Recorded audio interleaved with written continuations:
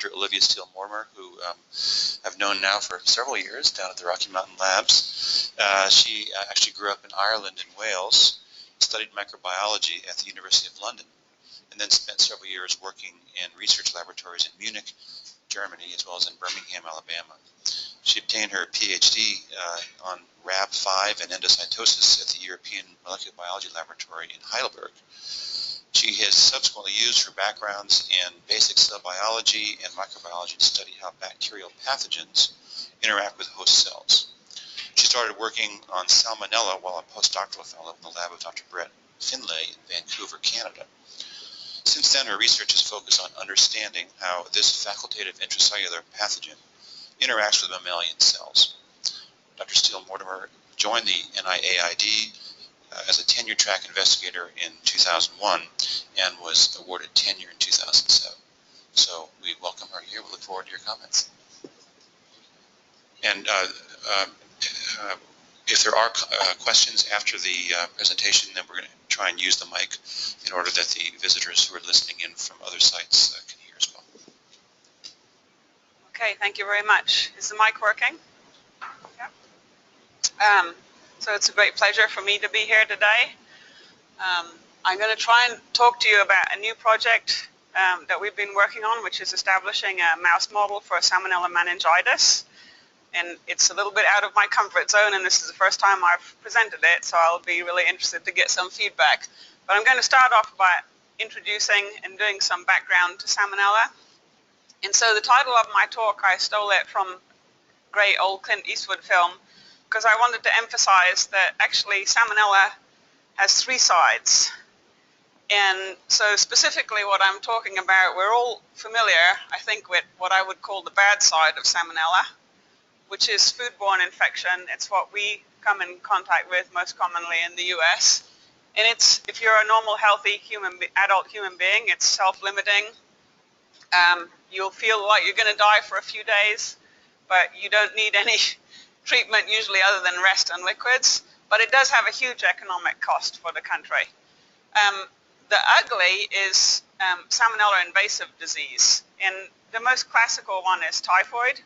But now we're seeing different invasive disease, specifically in sub-Saharan Africa, and I will come back to that later. But invasive disease has a much higher mortality rate, and we're also seeing the development of drug resistance in that field. The good is, I think, for me anyway, a lot more exciting, is that Salmonella is being developed as a vaccine platform. And so specifically, people are developing actually vaccines against viruses. And so the nice thing about Salmonella, or some of the nice things about Salmonella as a vaccine platform, is it's quite big and you can put lots of antigens in there. So you can have a multivalent vaccine that could potentially vaccinate against multiple flu strains, or perhaps multiple hemorrhagic viruses in Africa. And so my lab has just recently got into this field, and we're working on two vaccine projects. The first one is we're working with Heinz Feldman's group, the hemorrhagic virus group at Rocky Mountain Lab, and we're starting off with trying to develop a Lassa virus vaccine. And our idea is actually to vaccinate the natural host of Lassa virus, which is an African rat called Mastomys natalensis. And we have actually got a colony of these rats at Rocky Mountain Lab. And we call them the nasty masties because they're really wild and they're really hard to work with. We have to anesthetize them to do anything with them. But the idea is that we would ultimately have a vaccine that we could put in bait around villages and so vaccinate the local population of these rats that are coming into people's houses. And this approach has been used very well to vaccinate wild animals for rabies in Europe. So we're just starting. We haven't actually vaccinated any mastomys yet, but we're putting together our Salmonella vaccine. So the other project we're working on, which is in collaboration with Alana Velm, who's at Huntsman Institute in Salt Lake City, is a breast cancer vaccine. And this is a very lofty goal and a long-term project, but the exciting thing is she has a fabulous system where she can take biopsies from patients, put them into a mouse model, and the mice develop the same metastases as the patients do. And so our goal is that we would actually be doing personalized medicine. We would be making vaccines for the specific cancer that a patient has. And so we're just setting up, we've done the first experiments where we're using a model where she has the middle T antigen of polyomavirus used as a vaccine, as a cancer model, breast cancer model in mice. So all these mice that have this oncogene under a breast cancer promoter, all the mice, male and female, develop breast cancer by the time they're 6 months old. And we've just used this to put in Salmonella carrying a truncated form of the oncogene and show that we do get antibodies to it. And our very first experiment with tumors suggested perhaps we have some reduced growth, but it's very early days. But it's a really fun project, and it's great to be working in a completely different field. So I'm not going to give you any details on those. I'm going to move on now to the just background of Salmonella. And probably all of you are familiar with this, but I wanted to emphasize that Salmonella is a member of the Enterobacteriaceae family. And this family can be separated to two lots, those that are primary pathogens and those that are opportunistic pathogens. And it's quite interesting because we have things like, for example, E. coli and Klebsiella pneumoniae that really normally, under normal circumstances, don't cause any problems. But of course, we have some breakouts. And Salmonella is actually put right over here with Shigella and Yersinia. But in fact, Salmonella could also be here because Salmonella has many, many thousand serovirus, and the vast majority of them never cause disease. And some of those will cause disease in people that have reduced immunity. And then also, even the Salmonella that do normally cause disease, like Typhimurium that we work on, it may cause just a localized gastroenteritis in healthy people, but can cause systemic disease in others.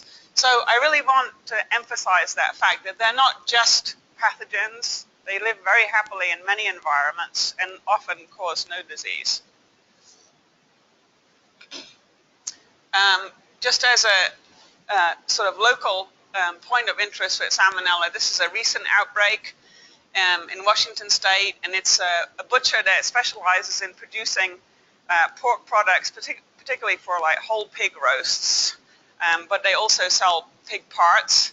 And they had, in sort of 6 months, the beginning of this year, an outbreak where 150 people were infected. There were quite a few hospitalizations, so far no deaths, but the interesting thing is actually the strain of Salmonella. So this strain is what we call a monomeric Salmonella. So normally Salmonella have two flagellal antigens or flagellins, and they can switch. It's phase variation, and it's considered to be a way to avoid the immune system, basically. And so, but we are seeing some of these monomeric Salmonella, and that's indicated by this horrible numbering system here. The last two numbers indicate the flagella. And so because it's got a dash at the end, it basically means that it's missing the second flagellin. So this strain is unable to do this phase switching, but this strain has been a problem in Europe, and it's associated with multi-drug resistance. So I'm not sure quite where this one came from, but it really caught my eye that this was causing the outbreak in Washington. This was an article that was in the New Yorker at the beginning of this year, and basically what they covered was, or what they highlighted was the fact that although Salmonella is responsible for infecting a lot of people and a lot of hospitalizations, it's not legally considered an adulterant of food. So it's perfectly acceptable to have a certain amount of Salmonella in our food legally. And so that brings us then to the FSIS, so the Standard Inspection Services. What is the normal or the allowable rate of contamination by Salmonella? And I've just put chicken here, but they have similar rates for beef, turkey, pork. And so for whole chickens, it's allowable for 7 or 8% to be contaminated. In ground chicken, almost 50% can be contaminated. They're now changing the regulations, so they're really trying to cut down significantly, but it's still going to be 25%.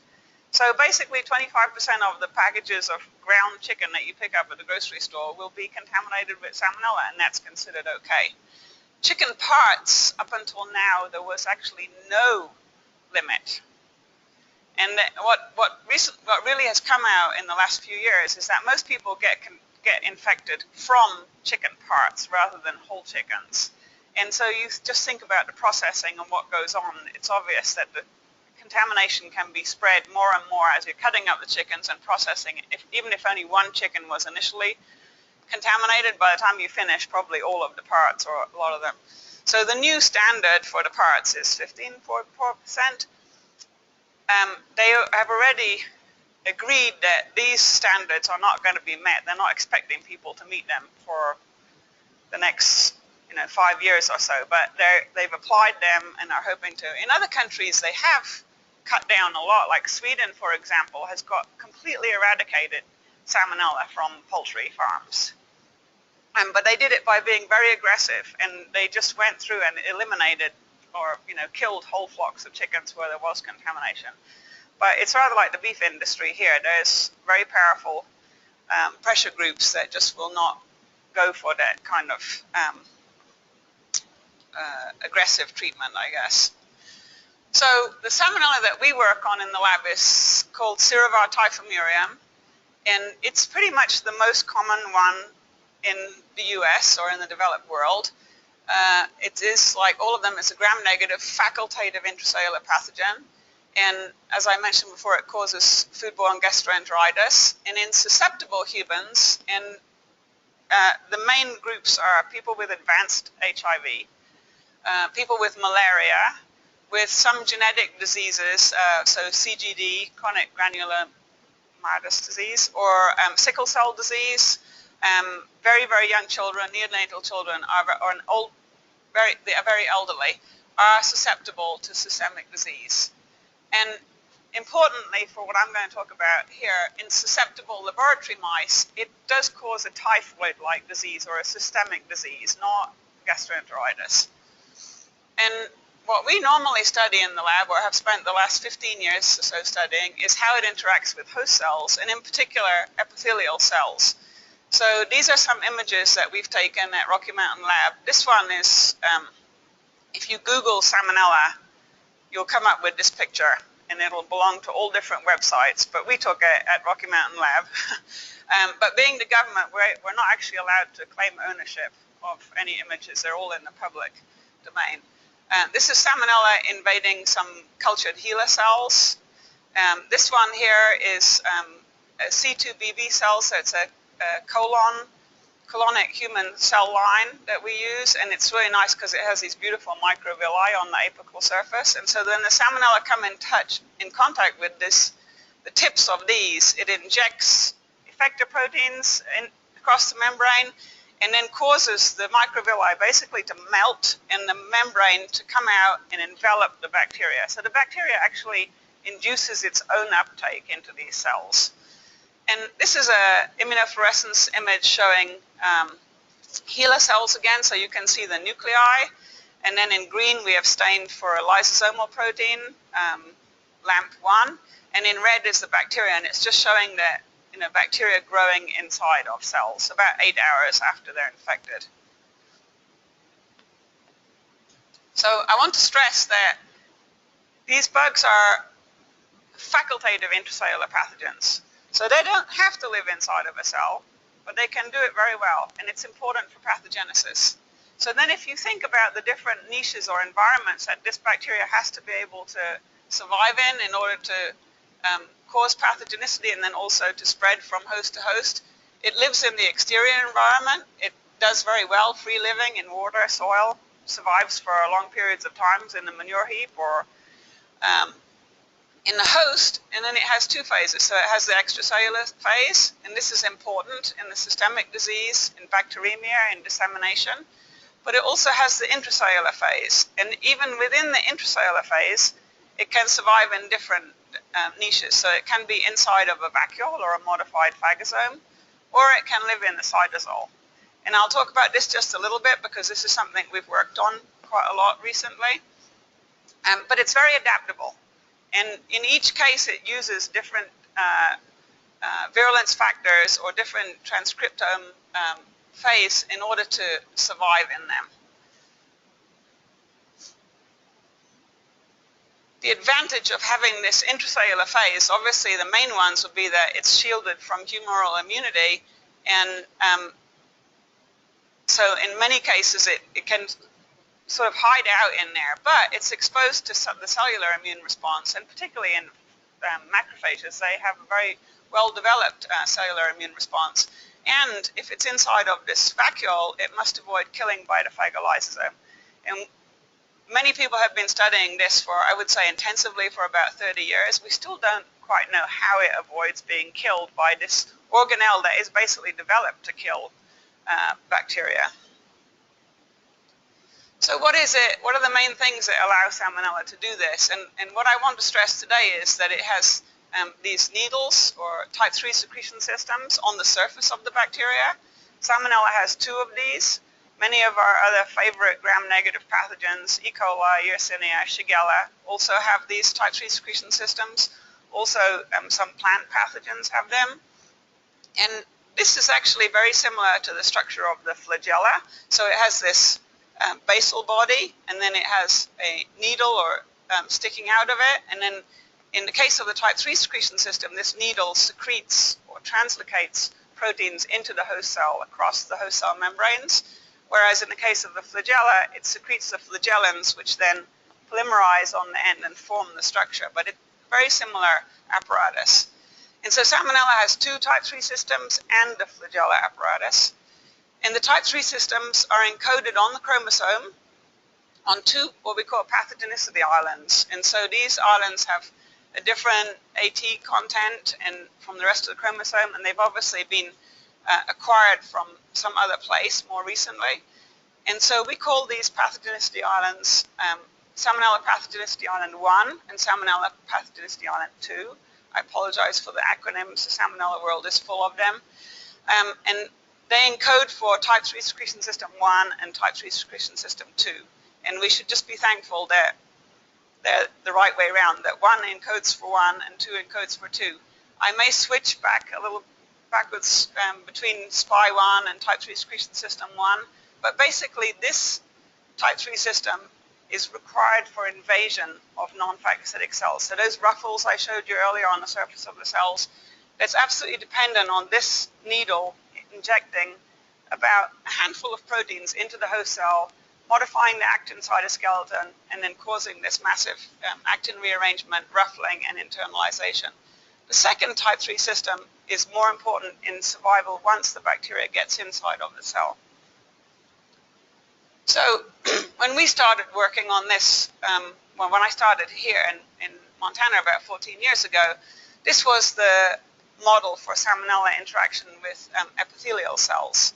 And so we think of this model as being what would happen in the gut and the intestinal epithelial cells, but we model it in non-intestinal cells because it's easier in the lab. So invasion is completely dependent on this type 3 secretion system 1 and the flagella. So motility is important. The bacteria swim, they make contact with the cell, they induce these ruffles, they're internalized into a vacuole. We call this the Salmonella-containing vacuole. And then this type 3 system gets switched off, and the second type 3 system gets switched on. So the genes have to be induced, the apparatus assembled, and a completely different set of proteins are translocated from the inside of this vacuole across that membrane into the cytosol of the cell. And what this type 3 system does is it modifies the biogenesis of the vacuole. And so we end up with this very complex vacuole which has long tubules extending from it. We call them Salmonella-induced filaments because we thought they were filaments when they were first discovered, but they're tubules. And this is a very dynamic process. So these tubules shrink, they grow, they branch. In the meantime, the bacteria grow in there. So if you prevent the formation of these tubules by mutating the bacteria, what happens really is that they can't form this big vacuole and they escape from the vacuole. And I'll come back to that. But the main thing is that there was a big space here. So what happens, it's all very well to get in the host cell and replicate in there, but at some point you have to get out and continue to infect the next cell or be transmitted to the next host. And for some reason, I don't know, the Salmonella field just stopped here and we didn't consider what happens next. And there's no point really being released from that host cell if you're induced for intracellular survival. Normally these pathogens, they have a way of preparing themselves for the next stage before they get there. And so the work that we've done over the last 15 years or so has expanded a lot on what's happening here. So in fact what we've shown is that after the Salmonella get into the host cell, there are several different options. So a significant proportion of the bacteria seem to just go into a sort of semi-stasis. They just sit there, they don't replicate, and it's actually quite hard for us to study these because it's really hard to tell whether they're really alive or dead. About half of them do go on and form this, what we call classic Salmonella-containing vacuole. And then about 10% of infected cells, we see the bacteria escape from the vacuole, and more to the point, when they escape from the vacuole, they replicate extremely efficiently in the cytosol. And that these bacteria are now reinduced for this type 3 secretion system 1 and flagella, so they're reinduced for invasiveness.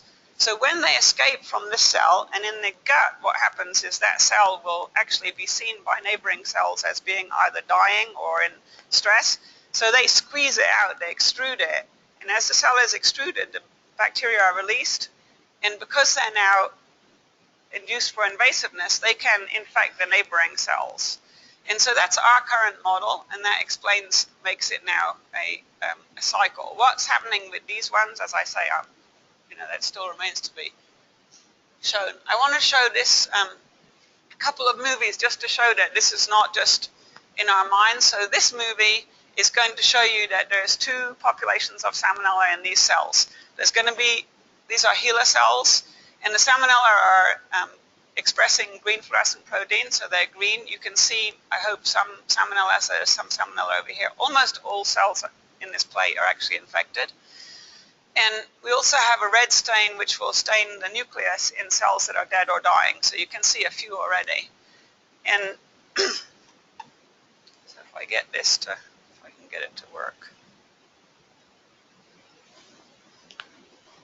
So you can see these cells these really bright green cells are completely full of Salmonella. Those Salmonella are growing in the cytosol. The other cells, like these cells here, you can barely see the Salmonella. There are Salmonella in there. There's about 10 to 20 Salmonella each one. Those are the ones that are still inside of the vacuole.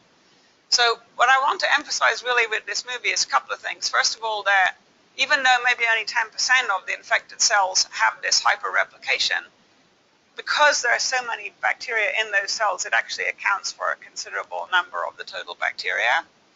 And secondly, that all of those cells, by this time point, which is about 18 hours after infection, all of those cells are dying. They've all got red nuclei.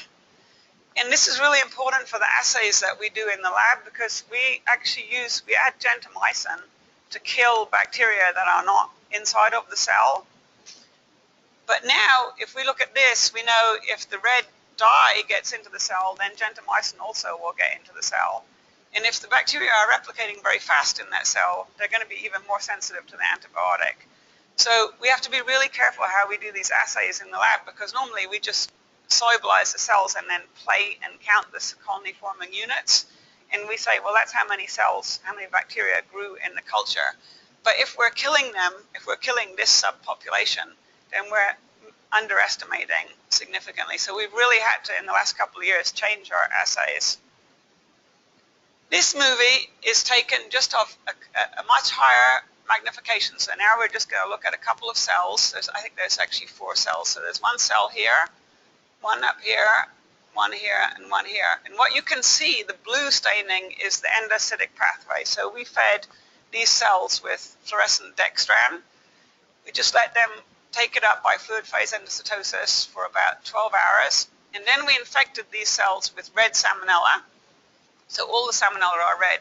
But these Salmonella also have a reporter, a GFP reporter. So if they induce one of those invasion genes I was telling you about, they will go green. So we call these traffic light Salmonella. And when we first start this is almost 3 hours after infection, you can see there's some green bacteria, but all of them are red. And so if you look here, this cell here, there's going to be cytosolic replication and the population is just going to explode. These bugs stay inside of the vacuole, and you can tell that because they co-localize with the blue stain for the endocytic pathway. So these guys are exploding now, and you can see now they start to go green again because they're switching back on this invasive phenotype. But the ones over here that stay inside of the vacuole, none of them are green. And so now what my lab is studying is what's the significance of these ones turning back on again, these green ones, and is it really only a small population, or is that just because of the sensitivity of our assay? We have to have quite a lot of the reporter GFP express for us to see it. So we've now developed a method where we can come in and fix these cells and extract them, get antibodies inside the bacteria, and use an antibody against GFP so we can amplify the signal. And what we see now is actually the majority of these bugs are induced, it's just at lower levels. But what we were really trying to figure out what's happening, what's the implications for this host cell if these bacteria are switching back on these genes. Okay, so now I'm going to switch to our new project, and I want to just give background to this invasive non-typhoidal Salmonella. So typhoidal serovirus, Salmonella typhi and Salmonella paratyphi are the main ones that we think of as causing these systemic diseases, typhoid and paratyphoid. In the developing world, these are still very significant diseases. But non-typhoidal serovirus, in particular Salmonella typhimurium, which we work on, but there are thousands of serovirus, we think of, well, they cause self-limiting diarrheal diseases. And in the US or in the developed world, bloodstream or focal infection is very rare. But if you live in sub-Saharan Africa, these non-typhoidal serovirus are now the most common bacterial bloodstream isolates in both adults and children, which is really remarkable. And the case fatalities are pretty high. And these are the people that get diagnosed. And a lot of these people, they're so sick they don't ever get to a hospital. And if they do get to a hospital, they may not get diagnosed. They just are not the facilities. And so we actually know a lot about this because there's a group, a British group that's worked a lot in Mali, a group from Liverpool. And so they've really revealed a lot of this that wouldn't have been seen otherwise. But what do we know about this disease? So most people that have this invasive Salmonella have very high fever. And they also very often have pneumonia. But they don't have diarrhea. Diarrhea is quite unusual in this. So typically you think, well, if they have Salmonella, they'll have diarrhea. That's not true. Typhoid, actually, you more often have constipation rather than diarrhea. And so it seems this is actually quite similar. If you do blood tests, they'll have severe anemia. And a very large number of these people will have HIV.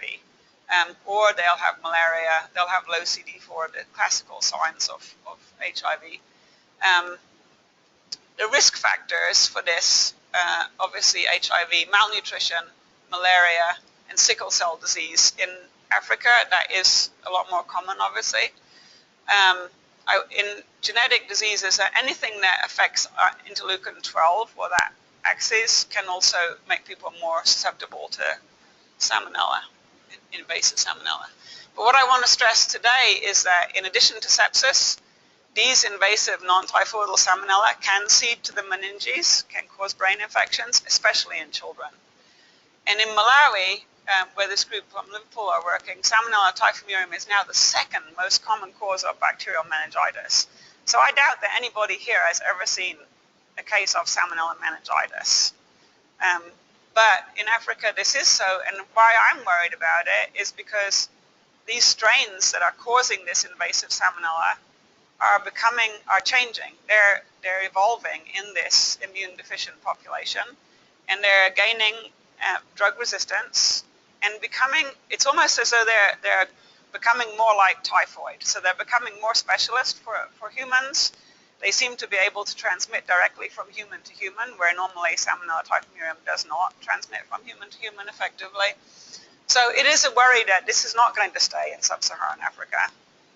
And so the case fertility is really horrifying. In adults, it's 80%. In children, it's about half of them. And even if you recover, you will usually have some very serious damage. Occasionally, we do see cases in the developed world, and this is a very famous one. This was an unfortunate girl in Australia. Her family ate at KFC, and then she developed this systemic salmonella infection. It developed into encephalopathy. She's completely disabled, unable to speak. The family was awarded 8 million Australian dollars, but as far as I know, they haven't received any money yet. KFC is still appealing the case. It's very hard to prove that that was where she got the infection. So animal models for gram-negative meningitis, altogether, there's actually not that many good models.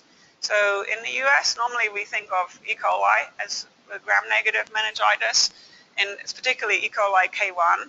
And so most of the models, if you feed a mouse or a rabbit with the pathogen through the normal route of infection, very few of them will develop meningitis. And while that may be reflective of what happens in humans too, it's not very good if you want to study the mechanisms of inflammation in the brain.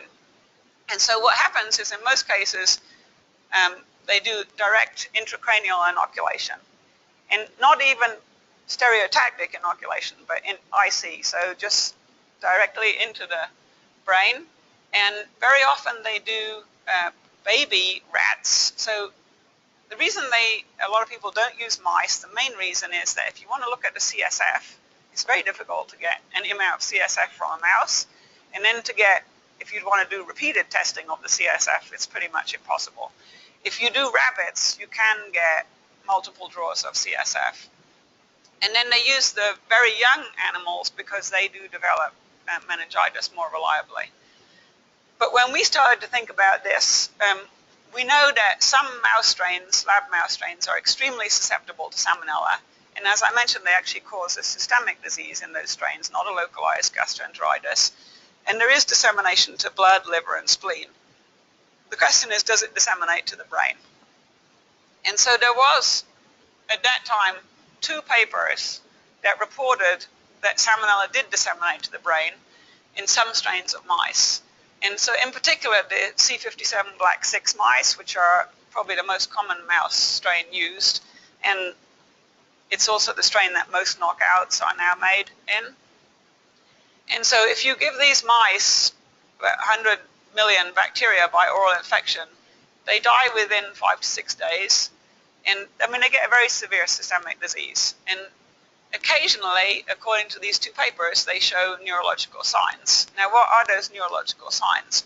This figure was representing a mouse that this paper, Wickham et al., described as a roller mouse. And this was the most common phenotype that they saw. And basically what the mouse is doing is it's rolling on, it's not able to stand up, and it's rolling. They saw a correlation in the number of colony-forming units of bacteria in the rolling mice compared to the non-rolling mice. But what surprised me was actually they got salmonella from both the brains. So we thought, well, it looks like salmonella goes to the brains of these mice. Let's see. Now, I know nothing about the brain. And but we have a researcher at Rocky Mountain Lab called Karen Peterson, who studies viral infections of the brain. And so she studies the cross virus, which causes infectious encephalitis in the US. And so I went down to Karen and said, Karen, would you be willing to help us and do this together? And first of all, she looked at me like, I don't think salmonella in the brain is very interesting. But I showed her these papers, and first of all, she got aggravated because she said, well, that's not a neurological sign. That mouse has an ear infection. And then the other thing she said, well, did these people perfuse the brains? And we looked through the paper, we could see nothing about perfusing the brains. So what she was talking about is, of course, the brain is full of blood. And so if you have a high blood load, and you just take the brain, harvest the brain from the mouse without perfusing and washing the blood out, then perhaps all of these CFUs that are here, especially would be just coming from the blood. So she agreed then to work with us, and so she taught us, first of all, how to perfuse brains, and then also what neurological signs were. And so we've been working together now for a little bit over a year. And the model, so we took these black 6 mice, and so this is the regular black 6 mouse, but because it's so susceptible to Salmonella, and we thought if they're going to die so quickly, if you give them a lower dose, they'll recover, they'll clear the infection, so you can't really adjust it. But what we wanted to do was take a mouse that's a little bit more resistant and better able to control the infection. So there's mice that there are C57 black 6, but they have had one protein put back into them from resistant lines. And this protein is NRAMP1. It's the natural resistance associated macrophage protein 1. And it controls intracellular growth, not just of Salmonella, but of any bacteria that grow inside of a vacuole. So also TB is, for example, controlled, or Legionella. So, but essentially these mice are the same background. It's just NRAMP is the only difference. And so these mice, if you infect them the same age and you do the same range of doses, basically, even if you give them up to 10 to the 9, they will stay alive for at least 21 days. And so we thought, well, this would be a good one to compare. And also because the Salmonella are restricted, the growth is restricted in the macrophage, maybe we can actually look at the role of macrophages in this dissemination and disease. So this is just to show, first of all, what we did was establish that if we use these two different infectious doses, so 10 to the 8 for the wild-type mouse and a higher dose of 10 to the 9 for the NRAMP mice, the NRAMP mice survive. And we get less than 20% dead at 21 days, whereas the wild-type mice with a lower dose are all dead by day 10. So does Salmonella disseminate to the brain? And this is with washing out all of the blood from the brain by perfusion. So basically what we do is we infect the mice. In this case, in this experiment, we waited for the mice to develop signs of systemic disease, so ruffled fur, hunched posture, and then we euthanized them. And we tried, this is wild-type mice, and we tried several different doses because we wanted to make sure that we weren't, by using our normal high dose, we weren't just blowing through everything. So if we do the normal high dose and we look at bacteria in the spleen and liver, we know very well from multiple people's experiments that you'll get high levels when you see signs of systemic disease. It's not so easy to see the Salmonella in the blood, but we do see it in the blood. And in this group, there was only 2 mice, but we saw it in the brain too. What's really remarkable is if you infect the mice with even only 10 to the 4 bacteria, once they develop systemic disease, all of them have detectable amounts of Salmonella in the brain. And this really surprised us, actually. I thought maybe 10% or 20%, but really all of them. And so then if we go and do an experiment and look, when do we see it in the brain? And so in this experiment, we didn't wait for the animals to show signs of infection. We harvested them at 1, 2, 3, 4, up to 6 days after infection. And so what you can see, this is many people have done this looking at liver and spleen, is you can see significant numbers of bacteria after 2 days and continues basically like that for as long as the mice are alive. In the blood, we see, again, lower levels. And the brain takes a little bit longer, but basically, by the time we get up to days 5 or 6, everybody has Salmonella in the brain. What was really striking was when we looked at the amounts of Salmonella in the blood and whether or not that was linked to how much was in the brain. And we see a very, very tight correlation in these mice, in the wild-type mice.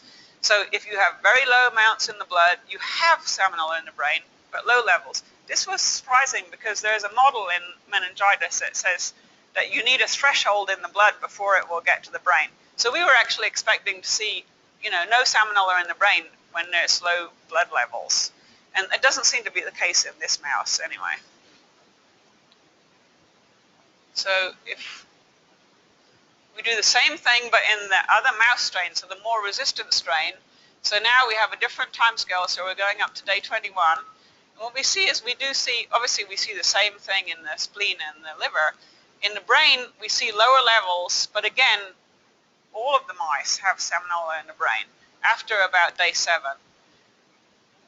We saw mice in these mice, we did start to see other clinical signs developing. So we split them actually in 2 groups based on what our brain specialist told us. So we have the roller mice, which were described in those previous papers. These are the mice that just lie down and roll. But then we also had mice that were ataxic. So the ataxic mice are quite different. They have trouble standing up, so they fall over, but they don't roll. And if you pick them up and put them back on their feet, they just fall over again, and it's like they just can't tell what's up or down. And if you hold them by their tail, they don't splay their feet like mice normally do. They kind of sit like this.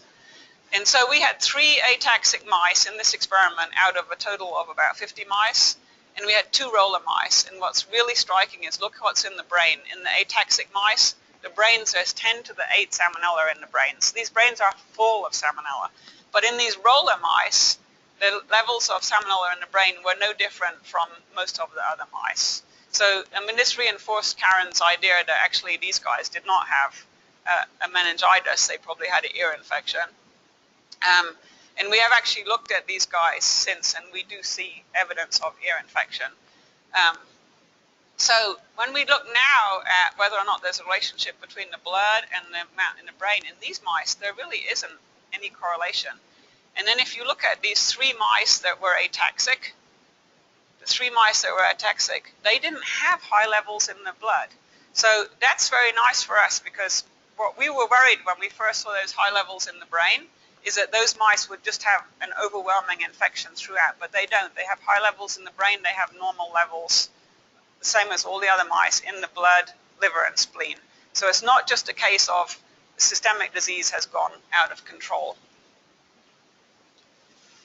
So we look at this, just break down these mice into what we got. We took brains, we sectioned them, we got them read by one of our pathologists, we did it blind. And so we looked at wild-type mice and then these NRAM reconstituted mice. Out of 27 wild-type mice, we didn't have any of these roller or ataxic ones, and we only had 1 that showed any sign of meningitis by pathology, and that was actually an asymptomatic mouse. It didn't show any sign of sickness. In the NRAM group, though, we saw 10 out of 20 that he scored as having either meningitis or encephalitis. And if you look at them, the ones that showed ataxia, all 3 of them had signs, and I'll come back to that. 1 of the roller mice did, but also some of the asymptomatic animals. So there's obviously more going on in these NRAM reconstituted mice, as we predicted. And this is a summary of it. And the main thing I want to say, this is like all the ones that we've actually done a really thorough histopathological analysis. So we just looked at 1 wild type because we know now that these NRAMs are the ones that we're really interested in. And so this was the only one that scored positive, and so it looked like it had meningitis and encephalitis. But all of these NRAM positive ones, what I really want to stress is that the ones that had ataxia had, these very high levels of Salmonella in the brain, 10 to the 8 Salmonella in the brain. And they also had by far the highest score. So 4 was the top score that we could give. So that apart from this one, they had the highest scores for meningitis and for encephalitis. And none of the other mice that we were looking at scored on that level. So what do these brains actually look like? This is in a wild-type mouse. And so this is the meninges, and this is in an uninfected one. And now if we look at, so this is we've split our samples. We're doing both immunofluorescence, because that's what my group is special, knows what to do. And then we're also doing regular histopathology. So I'm showing you just the immunofluorescence first. So we noticed right away that there were these small patches where the meninges was swollen, and there was also, we could see Salmonella, so the Salmonella are in red in those areas. And if we zoom in there, you can see actually there's a lot of infiltration. In this case, we've stained green from macrophages and monocytes, so you can see those green cells here, and you can also see quite a few Salmonella. And another thing that we saw is that glial cells, which are stained here in green, look basically activated. This is a similar thing if you compare to an uninfected cell and the infected one. If you inject, for example, LPS into a brain, you'll get this increased staining with this GFAP marker on glial cells. And again, I just stress that there's huge numbers of Salmonella in these localized, patchy meningitis. And what we also notice is that when we stain for the macrophages or monocytes, that we very often see bacteria inside of the cells. And this is in the wild-type mouse. And so this is a increased size one, so you can see really this one bacteria, and we're looking from all sides, is inside of this macrophage. Now, whether or not they're coming into the brain in the macrophages, or whether the macrophages are coming in, that's all what we want to look at. But at least we do see macrophages there, and we see Salmonella in the macrophages. In the NRAM mice, it's a little bit different. So we still see these patches of meningitis, localized meningitis, but we very rarely see Salmonella in there. And this matches with the finding that we saw less Salmonella altogether in the brains, other than the ataxic ones, which I'll come back to. If we blow up and look at where we can see infiltration of macrophages and monocytes compared to the uninfected, but again, we see very few Salmonella. I think there's just one there. And here's another one, we see a couple, but it's nothing like what we saw in the other, in the wild-type mice. And also, generally with the glial cells, we don't see so much of that activated phenotype, I would say. And so this is one of the ataxic mice. And so when we first saw these, well, one thing that the postdoc, Tim, that was doing the project with the first ataxic mouse that he had, when he took out the brain, he could see already that there was an abscess. And that's, you see that in reports too of Salmonella meningitis, that these people will quite often have abscesses in the brain. And I can't remember where the abscess was in this one. I have a feeling that there was one up here somewhere. But what you see is a lot of localized, well, first of all, we see a lot of Salmonella around the ventricles. And this is really interesting because some of the work we're doing now, we have actually figured out how to get CSF from a mouse. And we see a lot of Salmonella in the CSF in these mice. And so we're actually thinking that the Salmonella go from the blood to the CSF to the brain. And why do we think that? Because around the ventricles, where the CSF fills the ventricles, that's where we see the most of the Salmonella and damage. So we see here a lot of infiltration. We see cuffing, so we see localized bleeding and damage. And so this is comparing like an uninfected one compared to a Salmonella infected one. And I'll show you an immunofluorescence stain next, but just look at all of this cuffing that's going on. There's a lot of damage going in this brain. And so if we look by immunofluorescence, which I'm more comfortable with, and we look in these areas, here we are in the ventricle, and the Salmonella in red, you can see it's absolutely packed full of Salmonella. And then there's also other areas here at the back of the cerebellum. There's like a localized, very high infection with Salmonella. And just throughout the ventricles and those areas is where we see the most of the Salmonella, not so much around the meninges.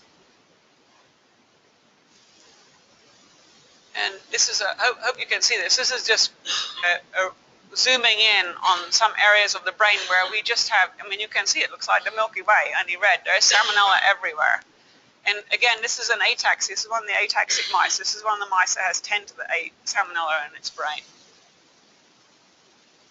So the last data I'm going to show you is that we can take these brains, we can homogenize them, and then we can analyze them by flow cytometry and ask what cells are in there. So can we see a lot of macrophages staining. Are there more macrophages in those brains than there are in the uninfected? And so basically what we've done here, we've looked at, I remember about 8 or so mice brains for each, and then we've looked at all of these different markers for what we call classically activated macrophages, M1 or M2, the alternatively activated macrophages. Those divisions may be depending on who you're talking to, but at least we've split them up into the two types, and then neutrophils, dendritic cells. But mostly what we see is that, first of all, we just look at the total number of monocytes, macrophages, that there are more. So this is in the wild type mice, this is in the NRAM reconstituted mice, and so because of the timing of the disease, we take them at different times. These ones are day 6, so they're fairly late in the disease progression in that mouse strain.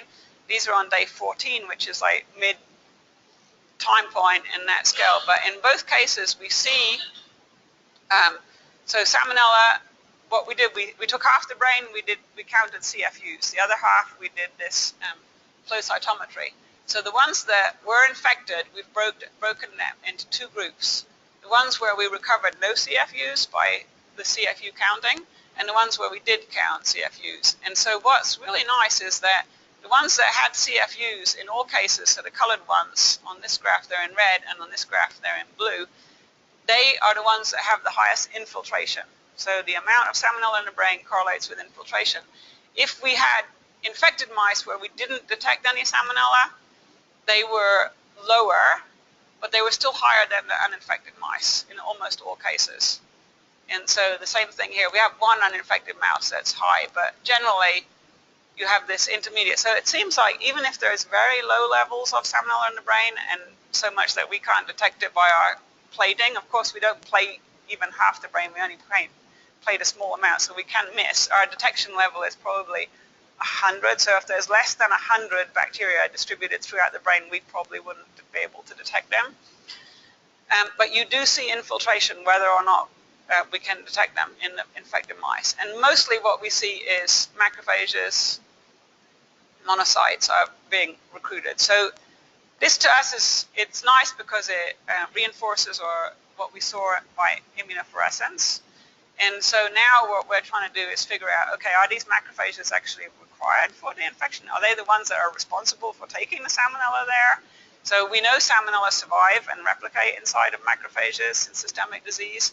So we're right now breeding mice where we have either, we can knock out the macrophages, or we have macrophages that are fluorescent green so we can look at them being recruited to the brain, or we can also do adoptive transfer where we take the green macrophages from one uninfected mouse, put it in the infected mouse and see whether those green macrophages end up in the brain to see if they're actually being recruited there. So basically we've shown that these two mice strands provide good models. I would say that the NRAM reconstituted mice are probably the more interesting model because they seem to develop these neurological signs. But because of the time frame and they're less synchronized, it's quite hard to plan your experiments. I mean, you infect those mice, they could go down at any time between day 4 and day 21. And we haven't gone beyond 21, but we could do. And so it's really hard for the guys to plan.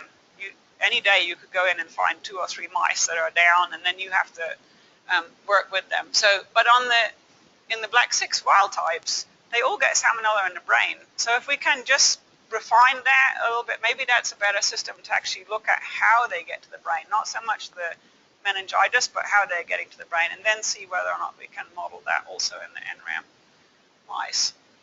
So right now we're really looking at the mechanism, and I've got a great group of 3 people working full-time on this now. We went from having 1 person who had a year to see whether or not this was a potential project, and now we have 3 people full-time.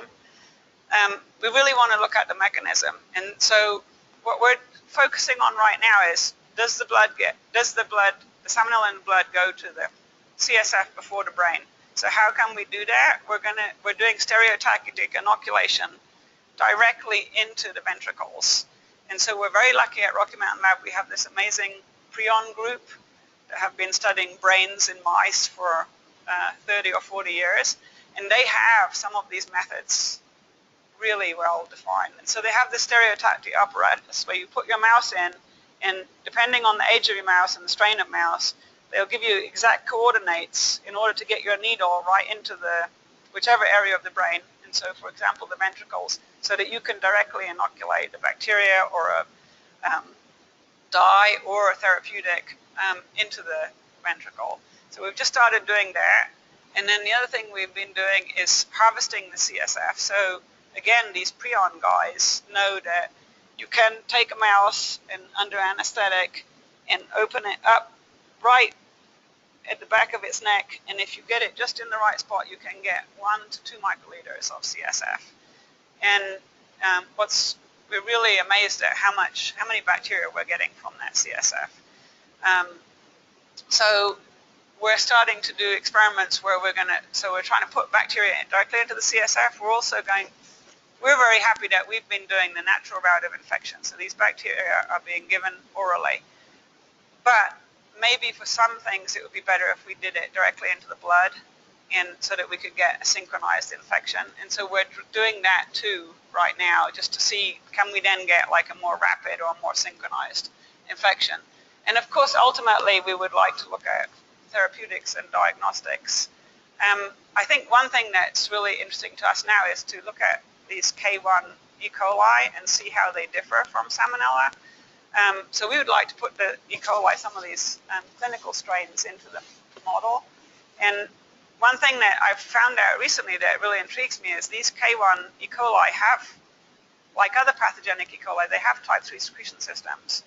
But specifically, these K1 ones have a type 3 system like the Salmonella one.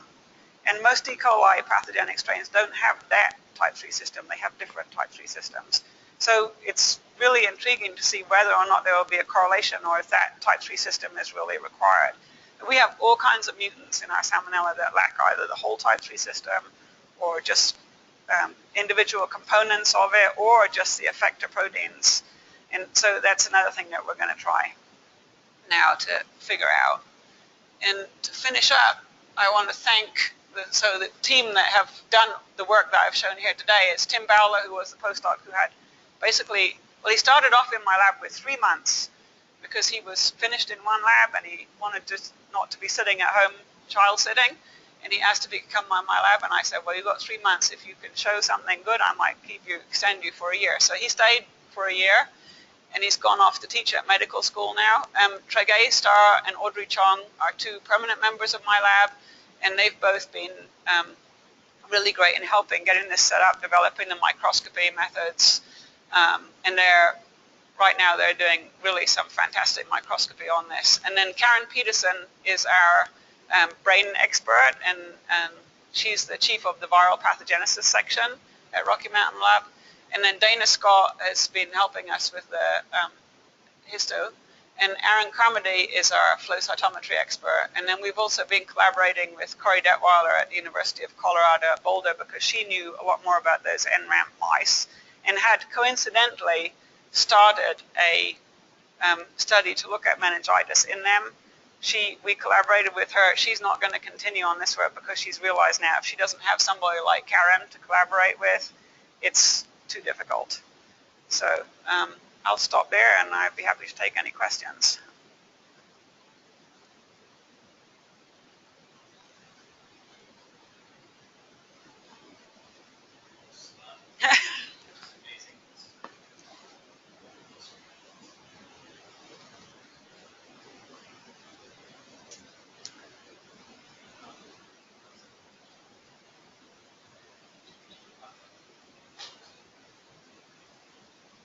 Do you ever see gram-negative meningitis?